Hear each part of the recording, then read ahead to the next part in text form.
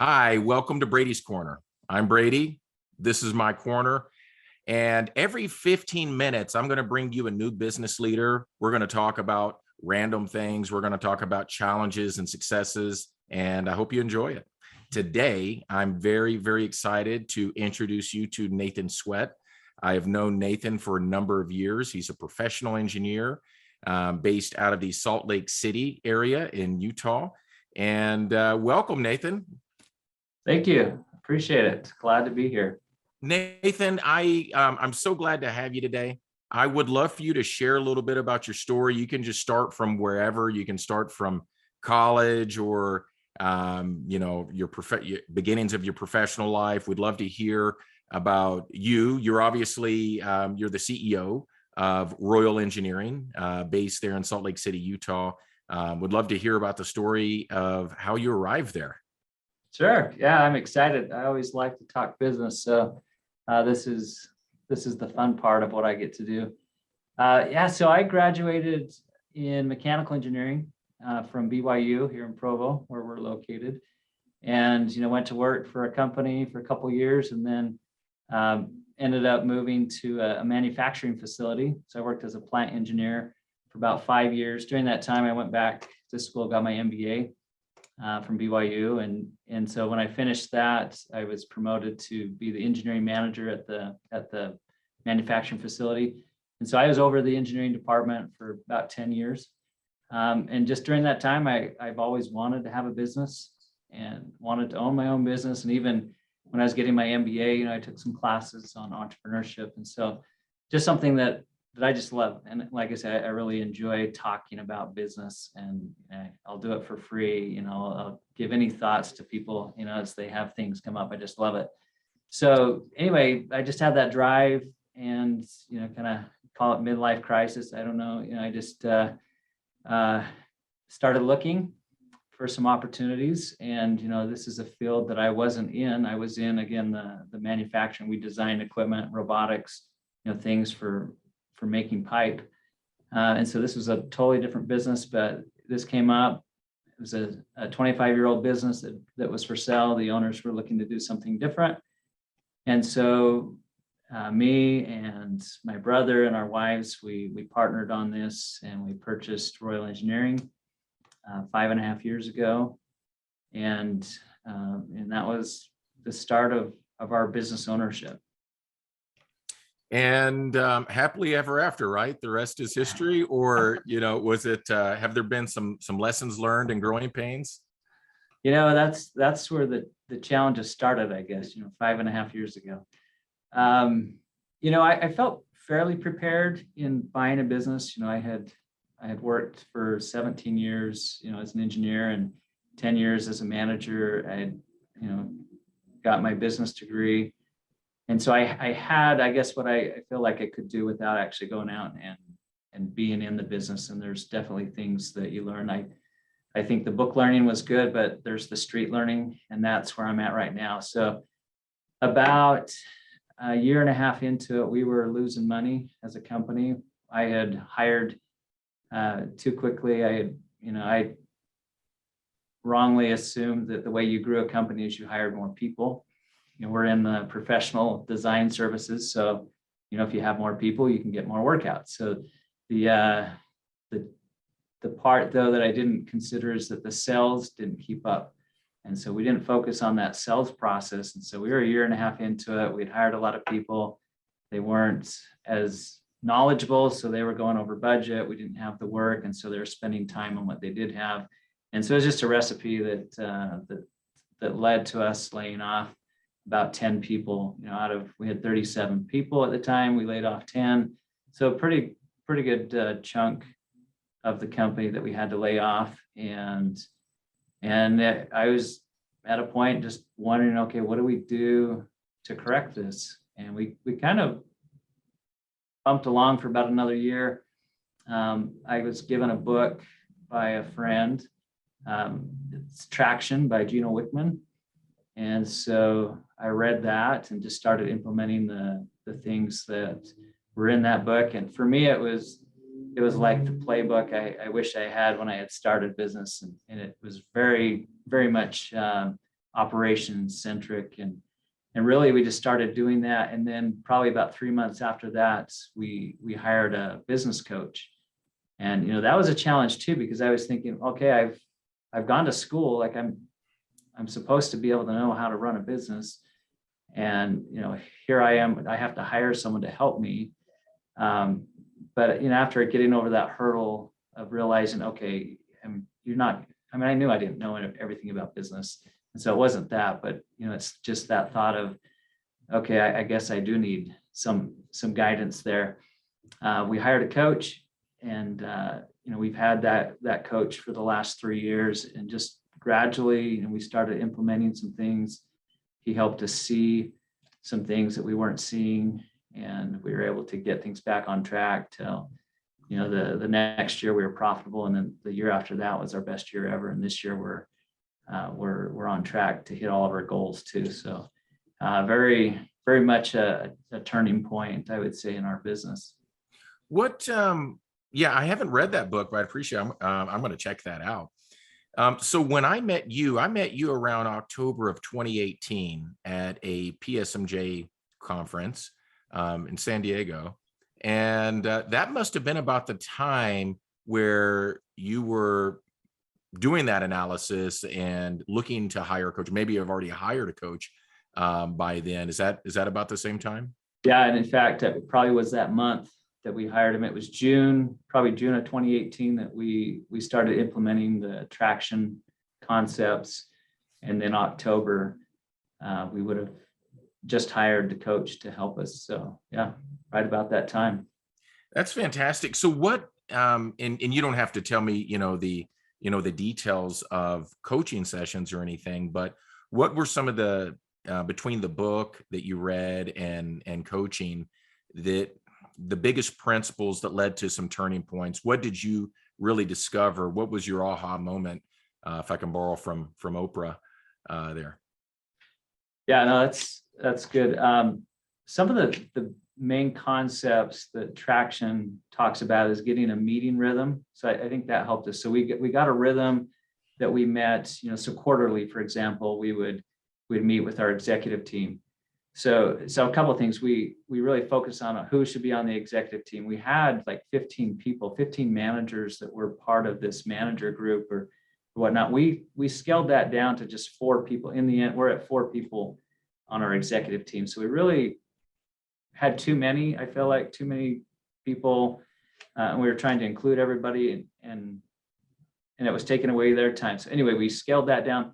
We got a meeting rhythm. So every quarter we're meeting for a day-long strategy session, and then every year. So in January we actually have our annual strategy meeting, and it's going to be a 2-day event where we just the executive team and our coach, we just talk through where we're at, what we need to do and what we need to focus on. And then from that, so really I should start with the annual. Start with the annual, and then okay, I'm going to set the next quarter from that. We know what we want to do for the year, and then we set what do we want to do for the next quarter and focus on it, and just choose our he calls them rocks, based on Stephen Covey work as well. So what rocks do you want to focus on and keep it, pick 1 or 2 of the main things that you want to focus on this quarter. And then in between, we met monthly to then just check in on those things. And so we established this rhythm to where we were looking at things every month. We had a status update, and every quarter we were looking at, okay, what do we need to do for the next quarter? And we're strategic, trying to cut out, the things that might be nice, but we don't need to focus on it. And that's been hard. Sometimes you sneak in, a little extra pet project, and then it always bites us because you can't get it done. And so, everything else suffers. So we've learned to just, focus really, if you can really hone down on just the 1 or 2 things that are really going to drive the business forward in that quarter, that's where the work happens. What about your day-to-day productivity? How do you, what does your day consist of? What kind of habits do you have? And how do you attribute that to some of the success that you've had? Yeah. So with that, right now I'm still heavily involved in business development, and that was something in 2019, I would say.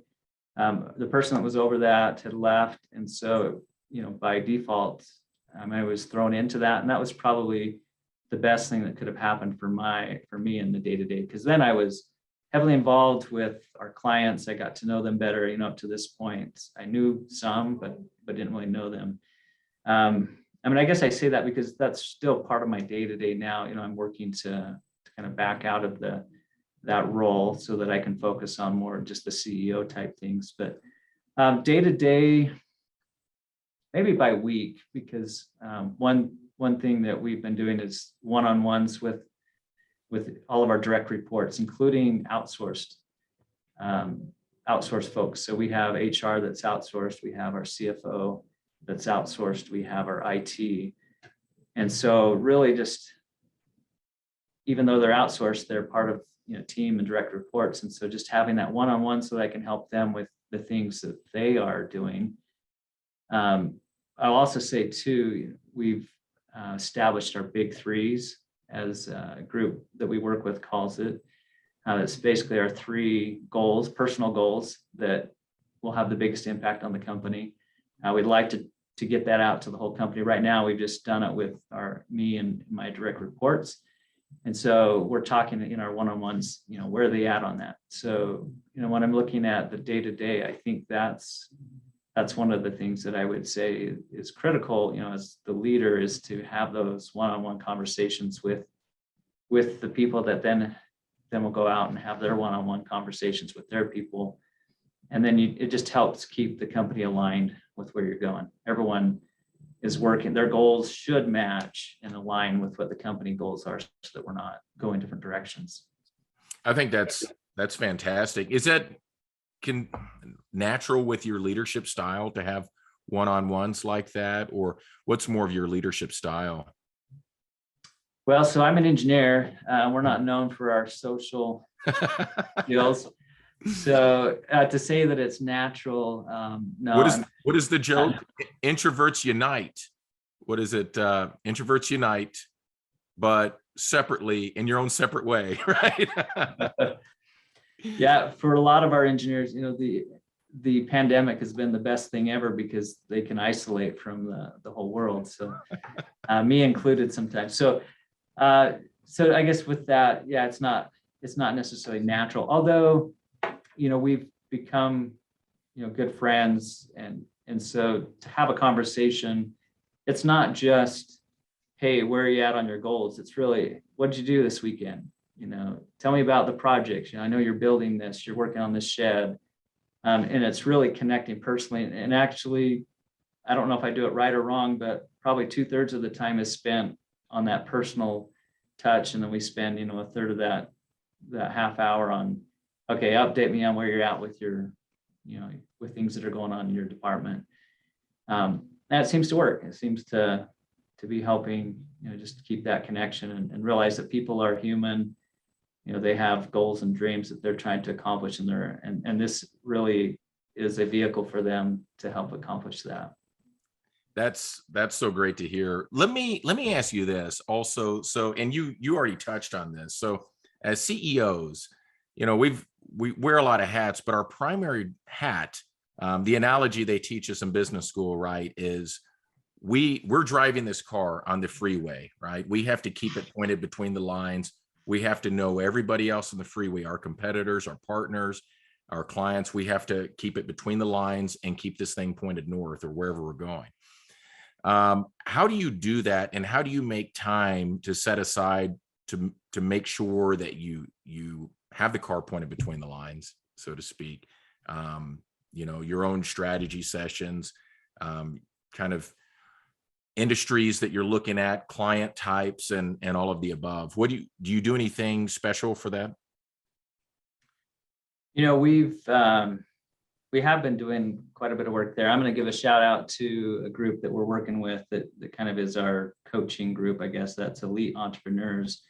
And so this is really from them. They talk heavily about vision, which is purpose, values, and mission, some of which traction. Also Gino Wickman talks about too. He doesn't talk about the mission part of that vision, but it's all kind of there. So you establish your purpose. For us, it's making ideas a reality. You have your core values that you live by, and then a mission, where you're headed in the next 3 to 5 years. And I won't go into the details of that, but that really is how we determine, to stay between the lines, as you mentioned. As a CEO, I guess I'm responsible for it. I'm not the only one in on this conversation. This is the executive team.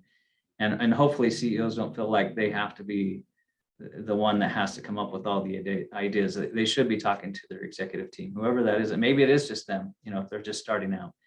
But, establishing that vision, and then kind of what I talked about, those big threes, as you then get clear on what you need to do as a CEO, then you talk to those who report to you, and the things that they are working on should funnel into the things that are important to what you're working on. And then the things that they talk to their people about, and getting clear on, this is how I define success. This is how you're successful, by these 3 metrics. And then it's very clear, and it's very empowering to the employees, because they can know if they're winning or not winning. And if you've done all that, just by the nature of setting that up and you're talking, the organization will stay aligned. And you have to meet, and that's why we meet quarterly to review where we're headed, is because if you don't, you go a time, which we did during COVID. We kind of went a little bit longer on one of them, and you start forgetting where you're headed. What are the key things that are important for this quarter? So if you do those things and have that process, even if you go off a little bit, you'll get back. You'll be able to come back in alignment if you're doing those things. No, I appreciate that. That's fantastic. I do want to dig into, if it's okay, a little bit of personal and business challenge. You shared a business challenge. You bought into the business and everything seemed to be going well. About 1.5 years into it, you found out that there's some lessons learned that we're going to have to figure out, and you did. You got ahead of it.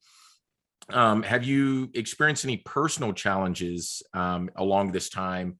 And if so, how did you kind of balance that with everything going on here at the firm?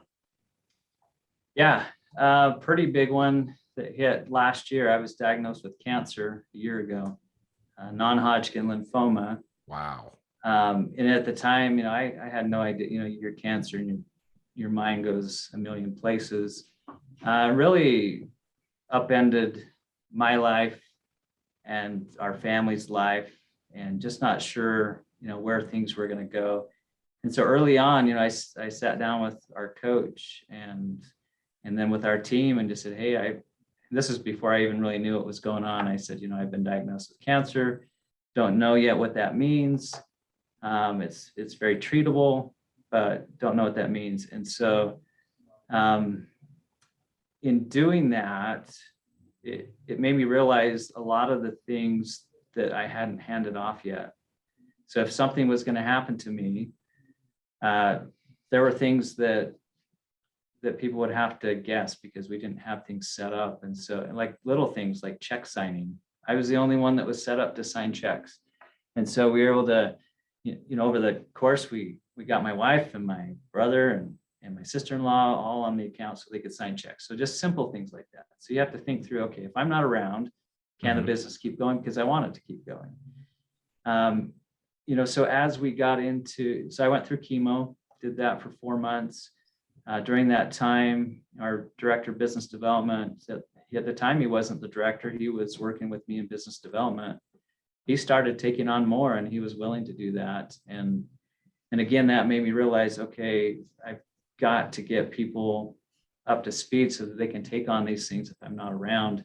And so, through that kind of forced me to look at things a little bit differently and say, okay, I need to not just have it rely on me. I need other people that can do the work.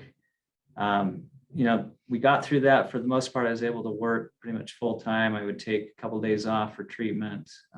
Wouldn't feel good for about a week, but a couple of weeks of the 3-week cycle, I felt great and I was able to work during that time. But when I couldn't, people were willing to help. One of our accounts payable person would bring checks to my house to sign because I wasn't out at the office. I was working from home.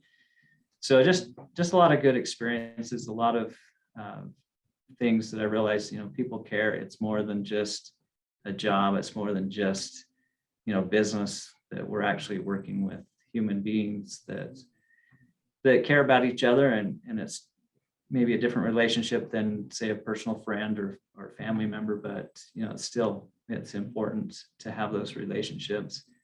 I guess I should tell the rest of the story right now. Things are in a good place. My health is stable, and doctor says that things are under control. I still go into immunotherapy or a maintenance type treatment every couple months, and I'll do that for a couple of years. But for the most part, I think I'm back to normal. I feel good, and so it's been a blessing. But it was definitely a challenge that taught me a lot of things along the way. Nathan, thank you so much for sharing that. There's not a lot much realer than that, and hearing words like that from your doctor. I do remember I saw a video of you ringing the bell after your last treatment, and I was so excited to see that. And yeah, again, I know that I speak for everybody listening to this. Thank you for sharing that. So that really then kind of helped propel you a little bit more to delegating, and if I'm understanding correctly, and putting kind of your tribal knowledge into the system, so to speak, so that others can grow from that. Yeah, that was a big thing, and I'm a big believer in that. Anyways, I just realized that I hadn't done a lot of that.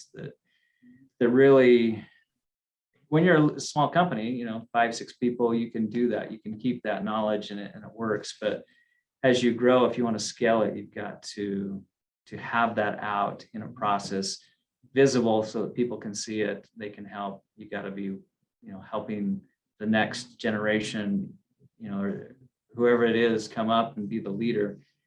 And that was very clear, through this process.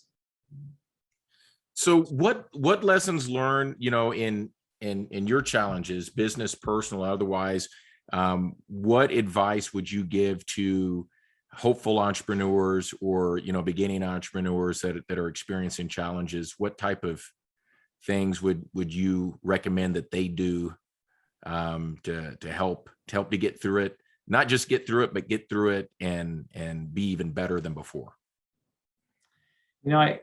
I would suggest having either a coach or a mentor, someone that has seen business before, that can give you a perspective. And, for us, we hired that person. At the time, I didn't know how we were going to afford to hire the person because we were losing money. So how are we going to pay someone to help coach us?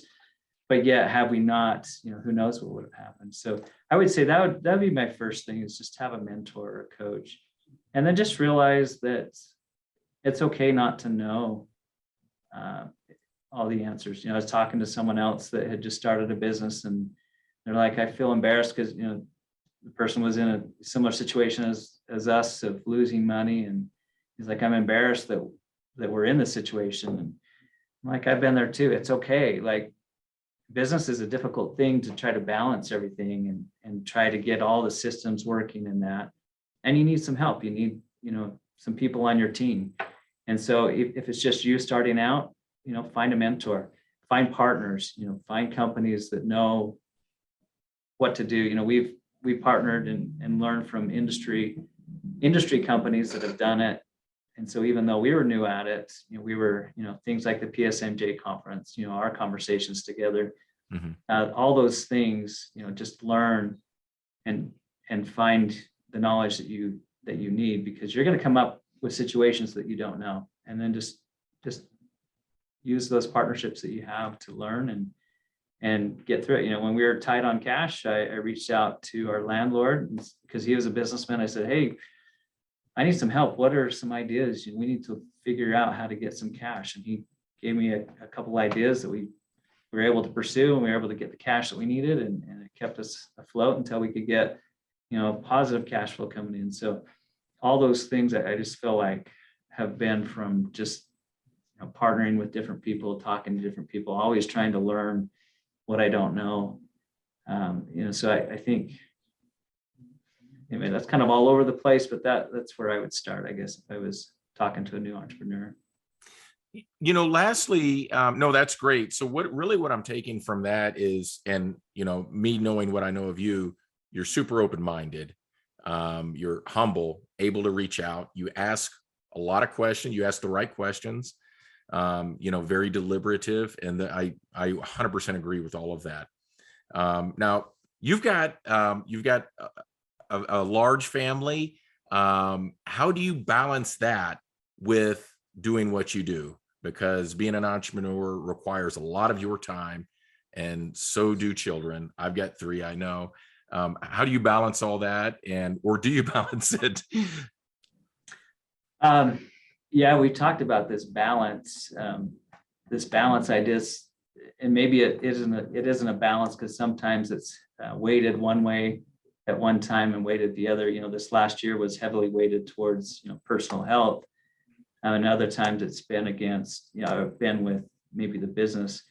Yeah, we do have we have a large family. We have 9 kids, and half of them are out of the house, half of them are still in the house. So it's definitely a challenge. I would say, though, just to make time, be there where your family need it. If you have kids, be where your kids are. Make sure you attend those important things that they're doing there. Kindergarten graduation or whatever it is. Be there for those important things, because you're not going to have that later. And I think business is very important. I think what we do is awesome, but it doesn't trump what happens personally, for me and for our employees, to be honest. And so we have to take care of the client, but if someone has a family emergency, we're just flexible. So and I expect the same thing, for me, that I'm flexible with the things that I need, that maybe I need to leave a little bit early to go take care of something with my family or personal. And, we're professionals, and we work with each other, and we help each other out, because we all have those situations where we need to take time to take care of the rest of the life. This is just a small part of what we do. That's fantastic. I love that. Thank you so much today, Nathan, for sharing with us. I wanted to ask, is there anything else that you'd like to talk about, or any questions you might have of me, or maybe just one thing that I learned along the way was just getting to where I could where I needed to trust my team. Not that they didn't deserve the trust, I just didn't. In the beginning, I was hiring for all the positions, and one of the things my coach pointed out is, that's not your decision to make. That position is in this other person's department. You need to let them. We can talk through ideas, and I can give them my thoughts, but in the end, you've got to let them know that they have the power to hire and fire the people that they need. Otherwise, you give them these metrics, and then if they have no power to change it by who they can hire or what resources they need, then you've just crippled them. Mm-hmm. I love that. Well, thank you for sharing that, and thank you for your time today. I know that everybody's going to love this podcast. So thank you so much. Yeah, my pleasure. Thank you. Thank you, everyone, so much for joining in today to Brady's Corner. That's all that we have. Please like and subscribe, and stay tuned for more from Brady's Corner.